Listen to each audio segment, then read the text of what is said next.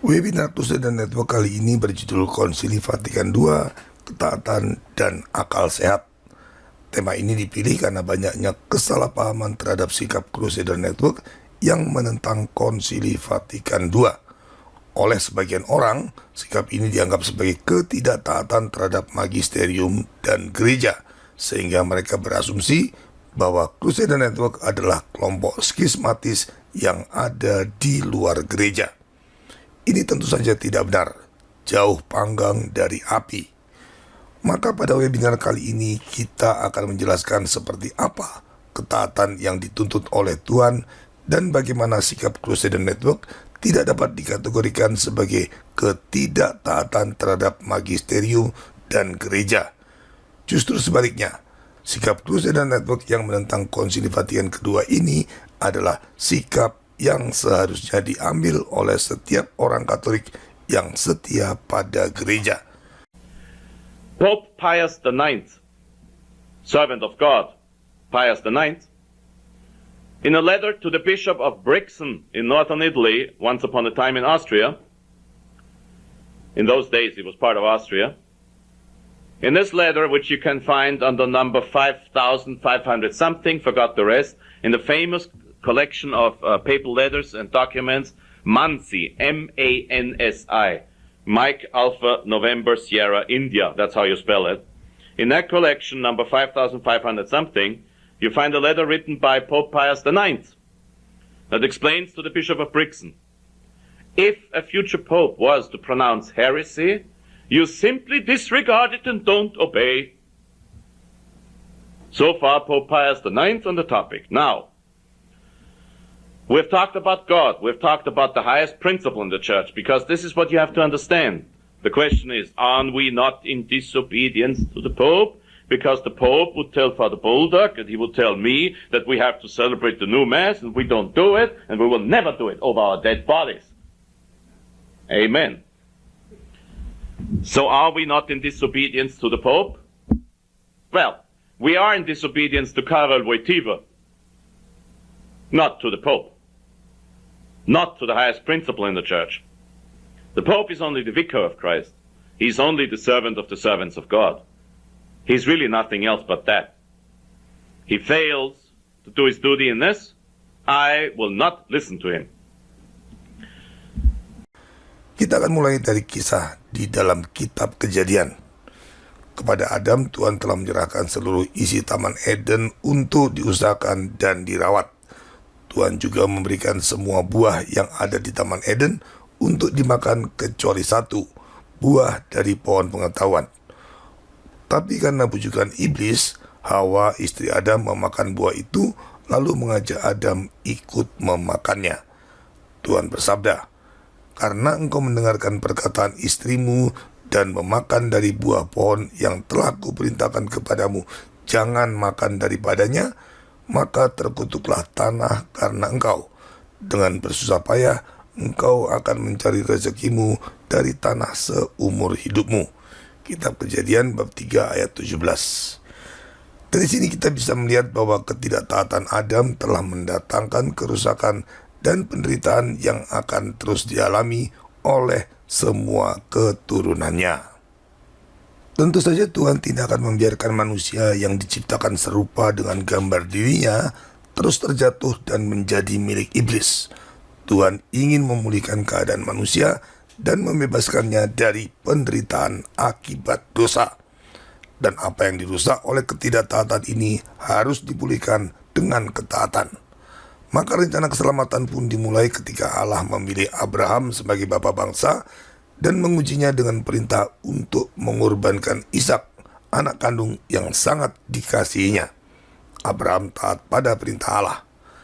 Tepat ketika Abraham akan mengorbankan anaknya bagi Tuhan, seorang malaikat Tuhan datang mencegahnya dan berkata, "Karena engkau telah berbuat demikian dan engkau tidak segan-segan untuk menyerahkan anakmu yang tunggal kepadaku, maka aku akan memberkati engkau berlimpah-limpah dan membuat keturunanmu sangat banyak, seperti bintang di langit dan seperti pasir di tepi laut. Dan keturunanmu itu akan menduduki kota-kota musuhnya. Oleh keturunanmu lah semua bangsa di bumi akan mendapat berkat karena engkau mendengarkan firman-Ku. Nah, ketaatan Abraham ini menandai dimulainya seluruh rencana keselamatan. Selanjutnya momen ketaatan penting lainnya adalah ketaatan Maria. Ketika itu malaikat Gabriel datang membawa kabar gembira bahwa Maria akan mengandung dari Roh Kudus. Sekalipun hal itu berat, mengingat dia belum bersuami dan kehamilannya akan mendatangkan aib besar di mata bangsa Yahudi, Maria tetap menerimanya karena itu kehendak Tuhan. Sesungguhnya aku ini hamba Tuhan, jadilah padaku menurut perkataanmu itu. Ketaatan Maria inilah yang membuka jalan bagi inkarnasi Tuhan dan seluruh penggenapan rencana keselamatan. Berkat ketaatan Maria, Tuhan dapat menyatakan seluruh kebenaran secara utuh kepada manusia yang akan membawa pada keselamatan. Akulah jalan, kebenaran, dan hidup. Tidak ada seorang pun yang datang kepada Bapa kalau tidak melalui aku. Demikianlah sabda Tuhan. Berkat ketaatan Maria, seluruh kebenaran memperoleh jalannya untuk dinyatakan kepada manusia. Selanjutnya, penggenapan rencana keselamatan itu terwujud ketika Tuhan Yesus dengan taat pada kehendak Bapanya bersedia menerima penderitaan yang berujung pada pengorbanan salib demi penebusan dosa manusia. Ya Aba, ya Bapa, tidak ada yang mustahil bagimu. Ambillah cawan ini daripadaku, tetapi janganlah apa yang aku kehendaki, melainkan apa yang engkau kehendaki.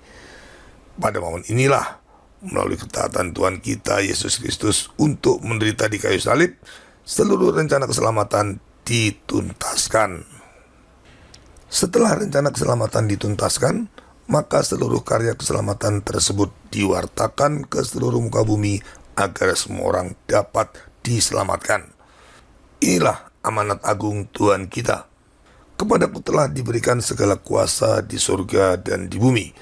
Karena itu pergilah, jadikanlah semua bangsa muridku dan baptislah mereka dalam nama Bapa dan Putra dan Roh Kudus, dan ajarlah mereka melakukan segala sesuatu yang telah kuperintahkan kepadamu.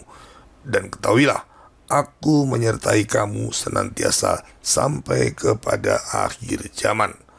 Selanjutnya yang dituntut adalah ketaatan dari manusia yang ingin diselamatkan. Siapa yang percaya dan dibaptis akan diselamatkan, tetapi siapa yang tidak percaya akan dihukum, seperti yang tertulis dalam Injil Markus bab 16 ayat 16.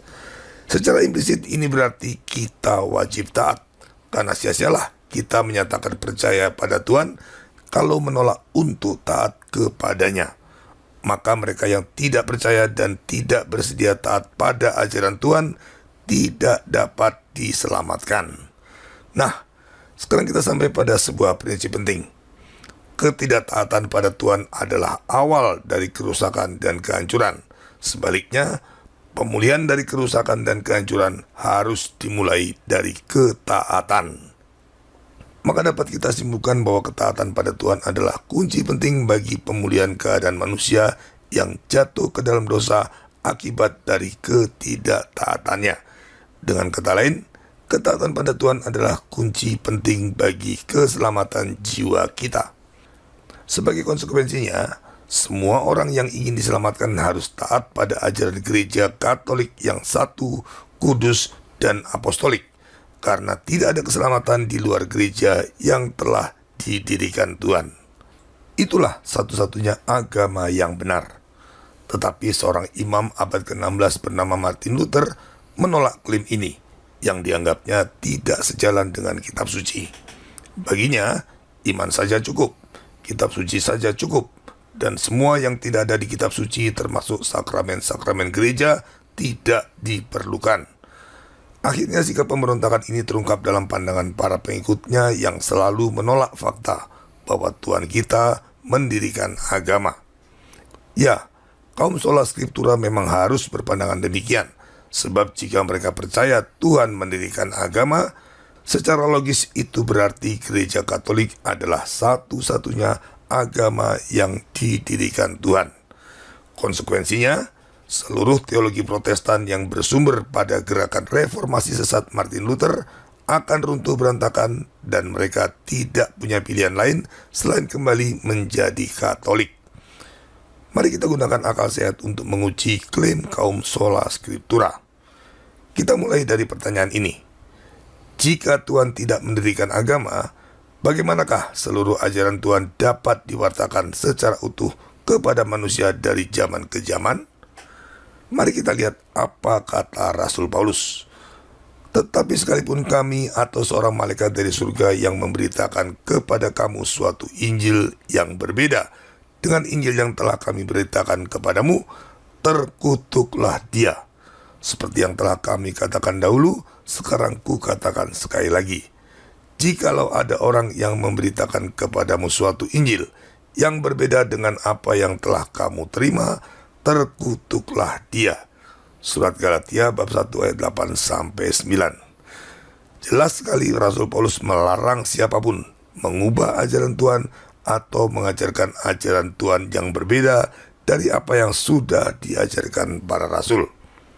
Selanjutnya Rasul Paulus juga mengatakan demikian. Sedikit lagi sudah menghamirkan seluruh adonan. Surat Galatia bab 5 ayat 9. Artinya, bahkan kekeliruan sedikit saja tidak boleh ada atau ditambahkan ke dalam ajaran Tuhan. Karena cukup sedikit kekeliruan yang terselip di dalam ajaran Tuhan sudah akan merusak seluruh ajaran Tuhan dan membuatnya berbeda dari apa yang sudah diajarkan oleh para rasul. Selain itu Rasul Yakobus juga mengatakan ini. Sebab barang siapa mengikuti seluruh hukum itu tetapi mengabaikan satu bagian daripadanya, ia bersalah terhadap seluruhnya. Surat Yakobus bab 2 ayat 10. Selain ajaran Tuhan harus diajarkan sesuai dengan apa yang diajarkan para rasul, yaitu tidak boleh ditambahi atau dicemari kekeliruan, juga harus diajarkan secara utuh, tidak boleh dikurangi atau diabaikan sebagian, meski itu hanya bagian yang kecil dan tampak tidak berarti. Jadi, kalau para rasul sudah mengajarkan orang Kristen harus menerima ajaran yang tertulis dalam kitab suci dan juga apa yang disampaikan secara lisan oleh para rasul, karena tidak semua yang diajarkan Tuhan tertulis dalam kitab suci seperti yang tertulis dalam Injil Yohanes bab 21 ayat 25.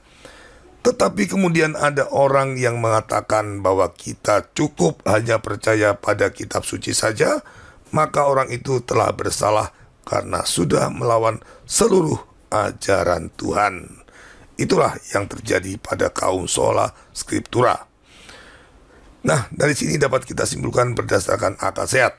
Ajaran Tuhan hanya dapat diajarkan secara utuh tanpa dikurangi atau ditambahi jika Tuhan sendiri yang mendirikan agama yang sempurna dan tidak dapat rusak untuk tujuan itu. Jika Tuhan tidak mendirikan agama yang sempurna itu, maka ajaran Tuhan yang utuh dan sempurna mustahil diwartakan. Akibatnya, seluruh karya keselamatan akan gagal. Kita bisa lihat faktanya. Ada ribuan macam ajaran iman Kristen yang ada dalam denominasi-denominasi Protestan yang tidak percaya Tuhan mendirikan gereja. Ironisnya, tidak satupun dari ajaran mereka yang benar. Jadi, Tuhan memang mendirikan agama. Ini seperti yang dikatakan dalam Injil. Dan aku pun berkata kepadamu, engkau adalah Petrus, dan di atas batu karang ini aku akan mendirikan gerejaku, dan alam maut tidak akan menguasainya. Kepadamu akan kuberikan kunci kerajaan surga. Apa yang kau ikat di dunia ini akan terikat di surga, dan apa yang kau lepaskan di dunia ini akan terlepas di surga. Injil Matius bab 16 ayat 18-19. Kalau Anda lihat di kitab suci terjemahan yang umum digunakan di Indonesia, kata gerejaku itu tidak ada. Yang ada adalah jemaatku. Sekedar perlu Anda ketahui, terjemahan Injil tersebut dilakukan oleh kelompok Protestan. Itu bukti bagaimana kaum sola scriptura berusaha menyangkal Tuhan mendirikan gereja, tepat pada ayat di mana Tuhan justru menyatakan dirinya mendirikan gereja. Selanjutnya, jika Tuhan mendirikan gerejanya, tentu Tuhan juga memilih pekerja-pekerja bagi gerejanya, yaitu hierarki gereja mulai dari paus, para uskup, dan semua klerus. Tentang mereka, Tuhan berkata demikian, barang siapa mendengarkan kamu, ia mendengarkan aku. Dan barang siapa menolak kamu, ia menolak aku. Dan barang siapa menolak aku, ia menolak dia yang mengutus aku. Injil Lukas bab 10 ayat 16. Mereka lah magisterium atau kuasa mengajar gereja yang dipercayakan Tuhan kita dan diberi karunia Roh Kudus untuk mengajarkan seluruh kebenarannya. Magisterium gereja yang mendapat mandat untuk mengajarkan semua ajaran Tuhan yang diwariskan oleh para rasul ini wajib ditaati semua pengikut Kristus. Jadi, dengan ketaatan pada magisterium yang juga dengan taat mengajarkan seluruh ajaran gereja inilah keselamatan bagi seluruh manusia akan terwujud. Catat baik-baik, yang taat bukan hanya kita umat awam, tetapi magisterium juga harus taat. Loh, katanya Roh Kudus membimbing magisterium. Kok bisa mereka tidak taat? Ya bisa saja, karena ketaatan itu kehendak bebas manusia dan Roh Kudus tidak dapat memaksa siapapun untuk taat. Roh Kudus hanya membimbing magisterium yang bersedia taat, bukan yang membangkang. Maka magisterium yang tidak taat otomatis tidak mendapat bimbingan Roh Kudus dan mereka bisa sesat. Ini nanti penting untuk memahami mengapa Konsili Vatikan II bisa jatuh pada kesesatan. Maka bisa kita simpulkan bahwa ketaatan itu menjadi kunci bagi keselamatan. Sebaliknya, kita bisa melihat bagaimana ketidaktaatan Martin Luther pada akhirnya berbuah kehancuran. Sekarang ada puluhan ribu denominasi Kristen Protestan yang muncul akibat terinspirasi gerakan reformasi sesatnya. Ini menunjukkan bagaimana gerakan reformasi pada akhirnya hanya akan menimbulkan perpecahan Kristen yang tiada akhir. Kalau ada yang namanya tradisi suci dalam Protestan, perpecahan itu adalah salah satunya. Pertanyaan besarnya adalah, jika gereja Katolik itu didirikan Tuhan dan terlindung dari berbagai kesesatan, bagaimana dengan berbagai buah-buah buruk yang terus bermunculan setelah Konsili Vatikan II? Misalnya paus yang mencium Quran, paus yang mengadakan kegiatan doa bersama, skandal berhala pacamama, belum lagi skandal homoseksual yang melanda banyak kaum klerus, skandal keuangan di Vatikan, berbagai sakti regi yang semakin umum terjadi di gereja, dan lain-lain. Apakah itu berarti prinsip gereja yang tidak dapat rusak atau indefectible tidak lagi berlaku? Tentu saja tidak demikian. Sayangnya hal ini kemudian dipahami secara salah. Karena berpegang pada prinsip gereja yang tidak dapat rusak, para pendukung Konsili Vatikan II selalu berdalih, tidak ada yang salah dengan Konsili Vatikan II karena konsili tersebut ada di bawah bimbingan Roh Kudus yang tidak dapat sesat. Karenanya Konsili Vatikan II adalah magisterium gereja yang harus ditaati sungguh-sungguh. Semua buah-buah buruk yang ada semata-mata muncul dari para klerus yang belum menerapkan semangat dan ajaran Konsili Vatikan II dengan benar. Butuh waktu untuk menerapkan semangat dan ajaran Konsili Vatikan II dengan benar. Begitulah kurang lebih alasan klasik yang sama dan diulang-ulang selama 50 tahun lamanya. Sikap ini bahkan ditegaskan oleh Paus Fransiskus pada tanggal 30 Januari tahun 2021 ketika dia mengatakan, ini yaitu Konsili Vatikan II adalah magisterium gereja. Pilihannya adalah apakah Anda bersama gereja dan oleh karena itu Anda mengikuti konsili, atau jika Anda tidak mengikuti konsili maupun Anda menafsirkannya dengan cara Anda sendiri sesuka Anda tidak bersama gereja. Intinya, Paus Fransiskus mengatakan bahwa mereka yang menolak Konsili Vatikan II atau menafsirkannya tidak sejalan dengan hierarki gereja saat ini ada di luar gereja. Masalahnya, benarkah Konsili Vatikan II adalah magisterium gereja dan oleh karenanya wajib ditaati? Biasanya gagasan bahwa Konsili Vatikan II adalah magisterium gereja dan harus ditaati itu berasal dari asumsi bahwa Konsili Vatikan II adalah karya Roh Kudus. Maka sebagai konsekuensinya, Konsili Vatikan II harus ditaati. Dengan demikian menolak Konsili Vatikan kedua sama dengan menentang Roh Kudus. Tetapi melalui Rasul Yohanes, Roh Kudus telah berkata, "Janganlah percaya akan setiap roh, tetapi ujilah roh-roh itu, apakah mereka berasal dari Allah." Surat Yohanes yang pertama bab 4 ayat 1. Maka klaim para pendukung Konsili Vatikan kedua ini harus diuji. Apakah benar roh yang menginspirasi dan berkarya dalam konsili tersebut adalah sungguh Roh Kudus? Masalah yang pertama adalah kenyataan bahwa Konsili Vatikan kedua tidak infalibel, atau dengan kata lain tidak dinyatakan bebas dari kekeliruan. Ini seperti yang diakui sendiri oleh Paus VI pada tanggal 12 Januari tahun 1966. Mengingat karakter pastoral dari konsili menghindari penetapan dengan cara yang luar biasa dogma-dogma yang diberkahi dengan catatan infalibilitas. Ini juga dikonfirmasi oleh Kardinal Joseph Ratzinger pada tahun 1988. Yang benar adalah konsili khusus ini tidak mendefinisikan dogma sama sekali dan sengaja memilih untuk tetap pada tingkat yang sederhana sebagai konsili pastoral belaka. Dari pernyataan tersebut amat jelas bahwa Konsili Vatikan kedua ini tidak bersifat dogmatis dan juga tidak infalibel. Artinya, ada kemungkinan Konsili Vatikan kedua memiliki kekeliruan di dalam pernyataan dokumen-dokumennya. Pertanyaannya, jika Konsili Vatikan kedua tidak infalibel atau ada kemungkinan memiliki kekeliruan, apakah ajarannya wajib ditaati? Sama sekali tidak. Ini sama dengan makanan yang berpotensi mengandung racun, pasti tidak mungkin diwajibkan untuk dimakan. Mereka yang mewajibkan orang lain memakan makanan semacam itu tentunya sangat tidak bertanggung jawab. Makanan semacam itu seharusnya tidak boleh dikonsumsi. Jika terhadap makanan ragawi kita bersikap seperti itu, tentu lebih lagi makanan rohani, yaitu ajaran yang berkaitan dengan persoalan iman dan moral. Apabila berpotensi mengandung kesesatan, tentu seharusnya tidak boleh diajarkan, apalagi diwajibkan. Nah, Konsili Vatikan kedua tidak bersifat infalibel alias ada kemungkinan mengandung kekeliruan. Maka mustahil Konsili Vatikan kedua berasal dari Roh Kudus, karena tidak mungkin Roh Kudus memberikan kita ajaran yang berpotensi membahayakan.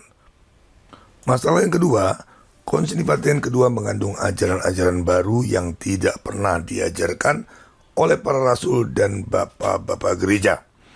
Menurut Monsignor Marcel Lefebvre, ada 3 ajaran baru yang masuk di dalam Konsili Vatikan kedua. Ketiganya adalah ekumenisme, kebebasan beragama, dan kolegialitas. Ekumenisme dalam Konsili Vatikan kedua seperti yang didorong dalam dokumen Unitatis Redintegratio berupaya mempersatukan semua kelompok-kelompok Kristen yang terpisah dari Gereja Katolik dengan cara dialogis.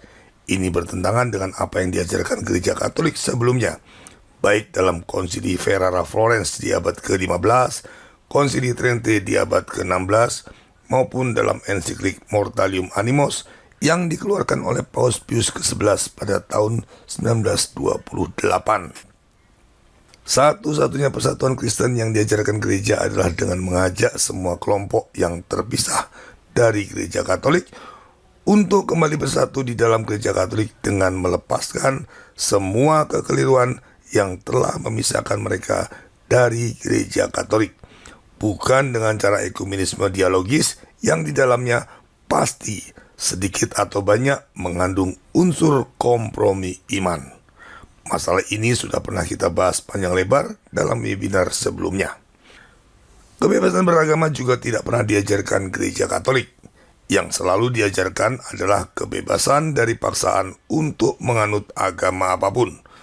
Kebebasan beragama dan kebebasan dari paksaan untuk beragama adalah 2 hal yang berbeda. Dalam dokumen Dignitatis Humanae tertulis demikian. Konsili Vatikan ini menyatakan bahwa pribadi manusia berhak atas kebebasan beragama. Nah, masalahnya di sini. Dalam pandangan Gereja Katolik, hak yang dimiliki manusia itu berasal dari Tuhan. Jika dikatakan manusia berhak atas kebebasan beragama, maka itu berarti Tuhan memberi manusia hak untuk memeluk agama apapun, termasuk agama-agama yang menyesatkan jiwa mereka. Konsekuensinya, Tuhan tidak dapat menyalahkan manusia yang memilih agama-agama sesat. Mereka semua harus dibenarkan dan beroleh keselamatan. Juga sia-sia Tuhan mengajarkan keselamatan melalui gereja, karena faktanya semua orang punya hak untuk mengikuti agama lain. Tentu saja ini tidak benar. Memang Tuhan mengizinkan, atau dengan kata lain membiarkan, manusia untuk memeluk agama apapun juga, sama seperti Dia mengizinkan manusia berbuat dosa. Tentunya itu karena manusia punya kehendak bebas yang diberikan Tuhan dan tidak dapat diganggu-gugat. Tetapi itu tidak berarti Tuhan memberi hak manusia untuk memeluk agama yang sesat. Sama seperti Tuhan tidak memberi manusia hak untuk melakukan dosa. Dari sini dapat kita simpulkan bahwa gagasan kebebasan beragama dalam Konsili Vatikan kedua adalah hal baru yang tidak pernah diajarkan para rasul dan bapak-bapak gereja. Berikutnya adalah kolegialitas. Dalam prinsip kolegialitas yang diajarkan oleh Konsili Vatikan kedua, sekarang Paus tidak lagi memiliki kekuasaan mutlak sebagai wakil Kristus dalam mengambil keputusan-keputusan penting, termasuk dalam merumuskan ajaran-ajaran iman dan moral. Seorang Paus harus berkonsultasi dengan para kardinal dan uskup. Demikian juga para uskup di diosesan masing-masing harus berkonsultasi dengan para imam. Sementara para imam juga harus berkonsultasi dengan para awam melalui dewan paroki. Prinsip kolegialitas ini jelas mengubah struktur gereja Katolik yang sejak zaman para rasul dan bapak-bapak gereja bersifat hierarkis monarkis sebagai bayangan dari kerajaan Allah yang akan datang. Jelaslah bahwa kolegialitas adalah hal baru yang tidak pernah ada sebelumnya. Nah, dengan adanya hal baru tersebut, yaitu ekumenisme, kebebasan beragama, dan kolegialitas, terbukti Konsili Vatikan kedua telah mengajarkan Injil yang berbeda dari apa yang sudah diajarkan oleh para rasul. Hal ini sudah dikutuk oleh Rasul Paulus dalam surat Galatia bab 1 ayat 8 sampai 9. Selain itu harus kita ingat, Roh Kudus tidak mengajarkan hal-hal baru. Tuhan kita Yesus Kristus mengutus Roh Kudus bukan untuk mengajarkan hal-hal baru yang berbeda, tetapi untuk mengingatkan dan menjelaskan apa yang sudah diajarkan Tuhan kita kepada para rasulnya. Ini seperti yang tertulis dalam Injil Yohanes bab 14 ayat 26. Adanya ajaran-ajaran baru ini membawa kita pada kesimpulan bahwa Konsili Vatikan kedua bukan hasil inspirasi Roh Kudus. Masalah yang ketiga, dokumen-dokumen Konsili Vatikan kedua memang terbukti mengandung kekeliruan-kekeliruan. Ini makin mengkonfirmasi kita bahwa Konsili Vatikan kedua memang bukan karya Roh Kudus. Saya ambil beberapa contoh. Dalam Lumen Gentium 16 tertulis demikian. Di antara mereka terdapat kaum muslimin yang menyatakan bahwa mereka berpegang pada iman Abraham dan bersama kita bersujud menyembah Allah yang tunggal dan Maha Rahim yang akan menghakimi manusia pada hari kiamat. Jadi, berdasarkan ajaran Konsili Vatikan kedua, kita dan muslim menyembah Tuhan yang sama. Ini tentu saja tidak benar karena muslim jelas menolak untuk mengakui Yesus sebagai Tuhan dan dengan demikian tidak mengimani Allah Tritunggal yang kita sembah. Ada pendukung konsili yang mencoba mencari pembenaran dengan mengatakan apa yang tertulis di dokumen tersebut adalah pandangan muslim, bukan pandangan gereja. Ini pun salah, karena sebagai mantan muslim saya tahu persis bahwa Quran mengajarkan mereka tidak menyembah Allah yang sama dengan kita. Ada lagi pendukung konsili yang mengatakan bahwa yang dimaksud sama dalam dokumen itu adalah pengertian ontologis, bukan epistemologis. Ini pun juga tetap keliru. Domain ontologis biasanya digunakan dalam pembahasan filsafat di mana persoalan tentang Tuhan itu tidak dikaitkan dengan konsep atau kepercayaan agama manapun juga. Sementara dalam dokumen Lumen Gentium 16, jelas yang dimaksud adalah Tuhan dalam pemahaman Kristen dan Tuhan dalam pemahaman Islam. ini sudah pasti bukan domain ontologis tetapi epistemologis. Berikutnya adalah Lumen Gentium 8. Gereja itu, yaitu Gereja Kristus, yang di dunia ini disusun dan diatur sebagai serikat, berada dalam Gereja Katolik, yang dipimpin oleh pengganti Petrus dan para uskup dalam persekutuan dengannya. Walaupun di luar persekutuan itu pun terdapat banyak unsur pengudusan dan kebenaran yang merupakan karunia-karunia khas bagi Gereja Kristus. Ini keliru. Sejak zaman para rasul dan bapak-bapak gereja, bahkan sampai dengan Paus Pius ke-12, ajaran gereja selalu konsisten mengatakan Gereja Kristus adalah Gereja Katolik. Semua yang memisahkan diri dari Gereja Katolik otomatis juga memisahkan diri dari Gereja Kristus. Dengan mengatakan Gereja Kristus ada di dalam Gereja Katolik, berarti bahwa di kelompok Kristen lain seperti gereja-gereja Ortodoks maupun denominasi-denominasi Protestan, terdapat juga bagian dari Gereja Kristus. Ini seperti yang tertulis dalam teks Lumen Gentium 8, bahwa di luar Gereja Kristus terdapat banyak unsur pengudusan dan kebenaran yang merupakan karunia-karunia khas bagi Gereja Kristus. Ini jelas melanggar doktrin extra ecclesiam nulla salus, atau di luar Gereja Kristus tidak ada keselamatan. Ada lagi Dignitates Humanae 2. Konsili Vatikan ini menyatakan bahwa pribadi manusia berhak atas kebebasan beragama. Ini tadi sudah kita singgung dan jelas tidak sejalan dengan ajaran gereja sebelumnya. Kemudian masih ada lagi Gaudium et Spes 12. Kaum beriman maupun tak beriman hampir sependapat bahwa segala sesuatu di dunia ini harus diarahkan kepada manusia sebagai pusat dan puncaknya. Ini ajaran yang sangat berbau humanisme yang menjadikan manusia sebagai pusat menggantikan Tuhan. Sementara ajaran Gereja Katolik jelas bahwa segala sesuatu di dunia ini harus diarahkan dan dipusatkan bagi kemuliaan Tuhan. Kalaupun ada roh yang menginspirasi teks ini, pastilah roh kegelapan. Masih lanjut, Gaudium et Spes 16. Atas kesetiaan terhadap hati nurani, umat Kristiani bergabung dengan sesama lainnya untuk mencari kebenaran. Ini jelas salah total. Yang dimaksud dalam teks tadi dengan sesama lainnya tentu semua orang-orang dari agama apapun. Pernahkah Gereja Katolik sebelum Konsili Vatikan II mengajarkan kita bersama-sama dengan agama-agama lain mencari kebenaran? Sama sekali tidak. Karena kebenaran yang utuh sudah kita terima dalam bentuk inkarnasi Tuhan dan diwartakan secara konsisten melalui para rasul dan bapak-bapak gereja dalam bimbingan Roh Kudus. Mengatakan kita masih mencari kebenaran bersama dengan orang lain sama saja menolak mengakui kebenaran utuh yang sudah kita terima melalui inkarnasi Tuhan. Sebagai orang Katolik, kita tidak perlu mencari kebenaran apapun lagi, melainkan percaya dan menerima kebenaran yang sudah dinyatakan melalui ajaran gereja.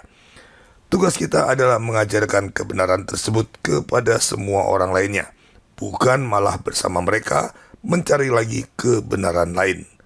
Dengan demikian, teks ini jelas-jelas menyesatkan. Masih lanjut lagi, Gaudium et Spes 22.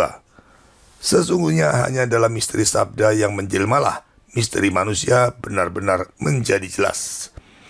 Sepanjang sejarah, maksud saya sebelum Konsili Vatikan II, Gereja Katolik selalu mengajarkan bahwa melalui inkarnasi Tuhan, misteri Allah telah dinyatakan kepada manusia. Karena untuk pertama kalinya dalam sejarah, manusia mengetahui melalui imannya bahwa Allah itu Tritunggal. Sebaliknya, dengan mengatakan inkarnasi Tuhan mengungkapkan misteri manusia, Konsili Vatikan II telah menggeser pusat pewahyuan kebenaran sabda Allah tidak lagi pada Allah, tetapi pada manusia. Dan ini jelas bertentangan dengan seluruh ajaran para rasul dan bapak-bapak gereja. Itu tadi sebagian dari kekeliruan yang ada dalam teks-teks Konsili Vatikan II. Sebenarnya masih banyak lagi, hanya saja tidak mungkin kita bahas seluruhnya dalam webinar ini. Tapi contoh yang sedikit tadi sudah menjadi bukti amat telak bahwa Konsili Vatikan II memang mengandung kekeliruan. Karena menurut Rasul Paulus sedikit ragi sudah menghamiri seluruh adonan, maka sedikit kekeliruan yang disebut tadi sudah pasti akan meracuni seluruh dokumen Konsili Vatikan kedua.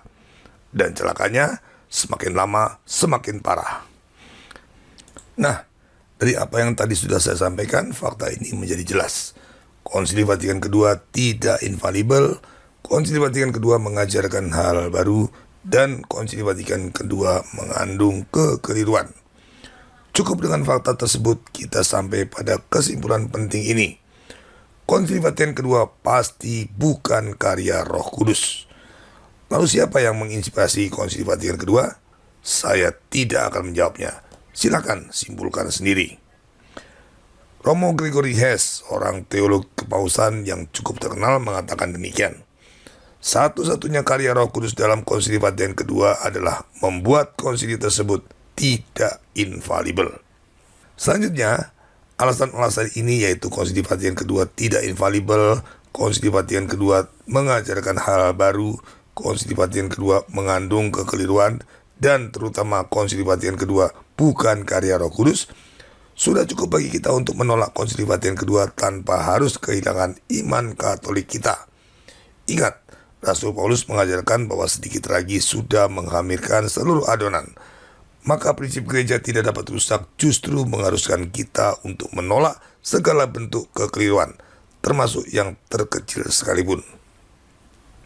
Selanjutnya, ketaatan iman yang mutlak ini hanya pada seluruh ajaran Tuhan yang diajarkan oleh para rasul, bukan pada ajaran-ajaran lainnya.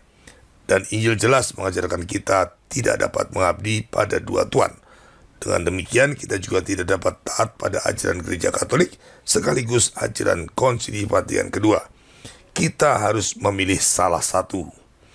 Selanjutnya, karena gereja Kristus sesuai dengan janji Tuhan kita tidak dapat memiliki cacat ataupun kekeliruan, maka Konsili Vatikan kedua dan segala buah-buahnya sudah pasti bukanlah bagian dari gereja Kristus, tetapi sepenuhnya milik gereja konsili yang baru didirikan oleh Paus Yohanes 23 dan Paus Paulus 6. Bagikan perumpamaan gandum dan lalang yang tumbuh dalam satu ladang, gereja konsili adalah lalang yang ditaburkan si jahat dan kini tumbuh bersama gereja Kristus yang adalah gandum yang ditanam Tuhan kita. Keduanya ada bersama di dalam satu ladang bernama Gereja Katolik. Lalu di mana gereja Kristus itu sekarang? Setelah Konsili Vatikan kedua, gereja Kristus yang tidak dapat cacat itu ada dalam bentuk sisa umat yang menolak segala ajaran palsu yang berasal dari Konsili Vatikan kedua. Tetapi sering muncul kekhawatiran. Bagaimana kalau kita menolak Konsili Vatikan kedua lalu dinyatakan skismatik atau diekskomunikasi? Catat ini baik-baik. Tidak pernah ada dalam sejarah gereja sejak Konsili Vatikan kedua berakhir seorang Katolik secara resmi dinyatakan skismatik atau diekskomunikasi semata-mata karena menolak ajaran-ajaran Konsili Vatikan kedua. Tidak pernah sama sekali. Kalau cuma ditakut-takuti atau diancam ya banyak, tapi yang resmi tidak pernah ada. Contohnya Monsignor Marcel Lefebvre yang menolak Konsili Vatikan kedua tidak pernah diekskomunikasi karena penolakannya terhadap Konsili Vatikan kedua. Dia diekskomunikasi karena masalah lain. Juga Uskup Agung Vigano yang saat ini sangat vokal menentang Konsili Vatikan kedua tidak pernah dinyatakan skismatik ataupun diekskomunikasi. Sekarang, bagaimana dengan Paus yang adalah wakil Kristus di muka bumi? Haruskah kita sebagai Katolik taat terhadap Paus? Ini mengingat dalam Injil tertulis Tuhan kita mengajarkan demikian. Barang siapa mendengarkan kamu, ia mendengarkan aku. Dan barang siapa menolak kamu, ia menolak aku. Dan barang siapa menolak aku, ia menolak dia yang mengutus aku. Jika pernyataan itu ditujukan Tuhan kepada murid-murid lainnya, terlebih lagi pada Petrus yang adalah kepala para rasul dan wakil Kristus yang diberi kuasa atas kunci surga, maka memang benar kita harus taat kepada Paus yang adalah penerus Rasul Petrus dan sekaligus wakil Kristus. Tetapi bukan dengan ketaatan buta. Gereja Katolik tidak pernah mengajarkan ketaatan buta. Ada kondisi di mana seorang Paus tidak perlu ditaati. Rasul Paulus yang menegur Rasul Petrus dengan terang-terangan menjadi contoh dalam kitab suci di mana Petrus yang adalah kepala para rasul ketika melakukan kesalahan tidak perlu ditaati, bahkan perlu ditegur. Lalu Paus Innocentus ketiga mengatakan demikian, adalah perlu untuk mematuhi seorang paus dalam segala hal selama dia tidak bertentangan dengan kebiasaan universal gereja. Tetapi jika dia bertentangan dengan kebiasaan universal gereja, dia tidak perlu ditaati. Berikutnya Kardinal Juan de Torquemada juga mengatakan hal senada. Jika paus memerintahkan sesuatu yang bertentangan dengan kitab suci atau ajaran-ajaran iman atau kebenaran sakramen atau perintah hukum alam atau hukum Tuhan, dia tidak boleh dipatuhi. Tetapi perintah seperti itu harus diabaikan. Ada lagi Santo Thomas Cajetan yang mengatakan demikian. Oleh karena itu, Anda harus melawan secara langsung seorang paus yang secara terbuka mencabik-cabik gereja. Lalu Santo Robertus Berarminus juga mengatakan ini. Sama seperti sah untuk melawan paus yang menyerang tubuh, juga sah untuk melawan paus yang menyerang jiwa atau yang mengganggu ketertiban sipil, atau di atas segalanya yang berusaha menghancurkan gereja. Saya katakan bahwa itu sah untuk melawannya dengan tidak melakukan apa yang dia perintahkan dan dengan mencegah agar kehendaknya tidak dilaksanakan. Jadi amat jelas gereja Katolik tidak pernah mengajarkan kita harus taat tanpa syarat kepada paus. Jika perintahnya tidak sejalan dengan tradisi gereja, melawan ajaran Tuhan, bahkan dapat menghancurkan gereja atau mengganggu ketertiban masyarakat sipil, kita boleh menentangnya. Ingat ini, ketaatan mutlak dan tanpa syarat itu hanya kepada Tuhan saja. Sekali lagi, ketaatan mutlak dan tanpa syarat itu hanya boleh diberikan kepada Tuhan saja, bukan kepada yang lain. Bahkan ketika Tuhan meminta Abraham mengorbankan Ishak anaknya, Abraham harus taat. Begitulah ketaatan mutlak dan tanpa syarat kepada Tuhan. Tetapi ketaatan pada siapapun selain Tuhan, tidak peduli kepada paus, kepada para rasul, kepada para nabi, bahkan kepada para malaikat pun selalu bersyarat. Yaitu ketaatan tersebut kita berikan hanya jika ketaatan tersebut merupakan perpanjangan atau perwujudan dari ketaatan terhadap Tuhan. Jika ketaatan terhadap mereka bertentangan atau melawan kehendak dan ajaran Tuhan, kita harus menolaknya. Karena ada tertulis dalam kitab suci, kita harus lebih taat kepada Allah daripada kepada manusia. Seperti yang tertulis dalam Kisah Para Rasul bab 5 ayat 29. Jadi tidak ada yang namanya ketaatan buta terhadap siapapun yang bukan Tuhan. Maka ketika Paus Fransiskus mengatakan Konsili Vatikan kedua adalah magisterium gereja yang harus ditaati, dan jika tidak maka kita ada di luar gereja, kita harus katakan, maaf Bapak Suci, saya tidak setuju. Mengapa? Karena Konsili Vatikan kedua tidak infalibel, mengajarkan hal baru, dan memiliki kesalahan. Maka berdasarkan prinsip gereja tidak dapat cacat, Konsili Vatikan kedua bukanlah magisterium gereja dan tidak perlu ditaati. Oleh karenanya, menolak Konsili Vatikan kedua tidak sama dengan menolak magisterium gereja Katolik. Justru dengan menolak Konsili Vatikan kedua, kita telah menolak kesesatan yang akan merusak seluruh ajaran gereja Katolik serta membuat kita melawan kehendak Tuhan. Inilah paradoks gereja Katolik zaman now. Penolakan terhadap Konsili Vatikan kedua adalah ketaatan terhadap gereja dan Tuhan. Sekali lagi, penolakan terhadap Konsili Vatikan kedua adalah ketaatan terhadap gereja dan Tuhan. Dengan demikian hal sebaliknya berlaku. Justru mereka yang taat pada Konsili Vatikan kedua telah tidak taat terhadap gereja dan Tuhan. Tetapi mungkin para pendukung konsili mencoba membantah dengan mengatakan demikian. Bagaimana mungkin Konsili Vatikan kedua yang bukan karya Roh Kudus dapat diterima di dalam gereja Katolik dan diikuti sebagian besar orang Katolik? Ya bisa saja, kenapa tidak? Sama seperti di masa lalu, berbagai kesesatan sempat berkembang luas dan hampir meruntuhkan gereja seperti di masa Arianisme. Maka hal yang sama sekarang pun dapat terjadi. Untuk memahami hal ini, kita bisa menggunakan kisah kejatuhan manusia di Taman Eden sebagai type atau tipologi dari masuknya Konsili Vatikan kedua yang menyesatkan ke dalam gereja Katolik dan diikuti banyak orang. Mari kita lihat. Ketika Adam dan Hawa jatuh ke dalam dosa karena memakan buah terlarang, kitab suci mencatat demikian. Kemudian berfirmanlah Tuhan Allah kepada perempuan itu, "Apakah yang telah kau perbuat ini?" Jawab perempuan itu, "Ular itu yang memperdayakan aku, maka aku makan." Kitab Kejadian bab 3 ayat 13. Lalu kepada Adam Tuhan berkata demikian, "Karena engkau telah mendengarkan perkataan istrimu dan memakan dari buah pohon yang telah kuperintahkan kepadamu, jangan makan daripadanya," dan seterusnya. Kitab Kejadian bab 3 ayat 17. Pertanyaannya, mengapa Hawa bisa percaya pada bujukan iblis? Selain karena bujukannya menarik, juga karena ular tersebut ada di Taman Eden.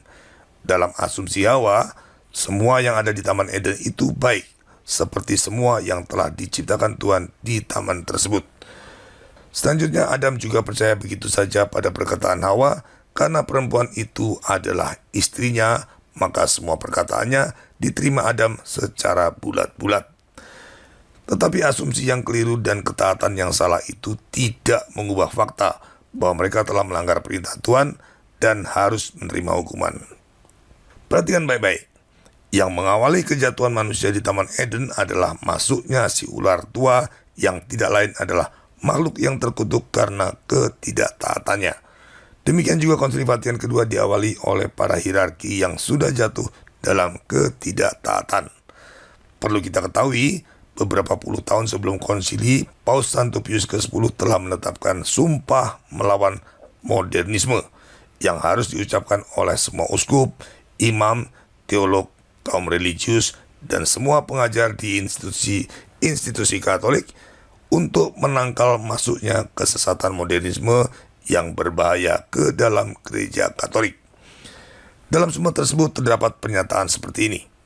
"Saya dengan tulus berpendapat bahwa doktrin iman diturunkan kepada kita dari para rasul melalui para bapak gereja yang setia dalam arti yang persis sama dan selalu dalam maksud yang sama. Oleh karena itu, saya sepenuhnya menolak penafsiran yang sesat bahwa dogma berkembang dan berubah dari satu makna ke makna lain yang berbeda dari yang dipegang gereja sebelumnya." Tetapi justru sumpah yang diucapkan dalam nama Tuhan ini secara implisit dilanggar oleh Paus Yohanes ke-23 ketika ia merencanakan konsili. Dalam sebuah pernyataannya pada tanggal 28 Juni tahun 1961 sebelum Konsili Vatikan kedua, Paus Yohanes 23 mengatakan demikian tentang konsili yang direncanakannya. Konsili Ekumenis akan menjangkau dan merangkul di bawah sayap luas gereja Katolik seluruh warisan Tuhan kita Yesus Kristus. Tugas utamanya akan berkaitan dengan kondisi dan modernisasi atau aggiornamento gereja setelah 20 abad kehidupannya. Pernyataan ini secara implisit menunjukkan niat Paus Yohanes 23 untuk mengubah ajaran iman gereja mengikuti perkembangan zaman. Hal tersebut tentu saja telah melanggar sumpah melawan modernisme yang telah diucapkannya dalam nama Tuhan. Pelanggaran ini makin jelas ketika Paus Yohanes 23 menolak draft konsili yang sudah dipersiapkan oleh kaum konservatif dan menggantinya dengan draft yang secara diam-diam dipersiapkan oleh kaum liberal dan modernis. Perlu diketahui bahwa 2 tahun sebelum konsili, Paus Yohanes 23 secara resmi menunjuk sebuah komite persiapan yang beranggotakan para klerus yang konservatif seperti Monsignor Marcel Lefebvre, Kardinal Ottaviani, dan lain-lain. Tetapi pada saat yang sama, Paus Yohanes 23 secara diam-diam juga menunjuk komite bayangan yang berisi kaum modernis dan liberal. Hanya beberapa saat menjelang konsili, draft yang sudah dipersiapkan oleh komite resmi ini ditolak dan digantikan oleh draft konsili yang sudah dipersiapkan oleh komite bayangan. Akibatnya, Konsili Vatikan kedua mengikuti agenda konsili yang sudah dirancang oleh kaum liberal dan modernis untuk melakukan banyak perubahan dalam ajaran gereja. Dan ini tentunya melanggar sumpah melawan modernisme yang sudah ditetapkan oleh Paus Santo Pius ke-10. Jadi, Konsili Vatikan kedua memang dimulai dari ketidaktaatan.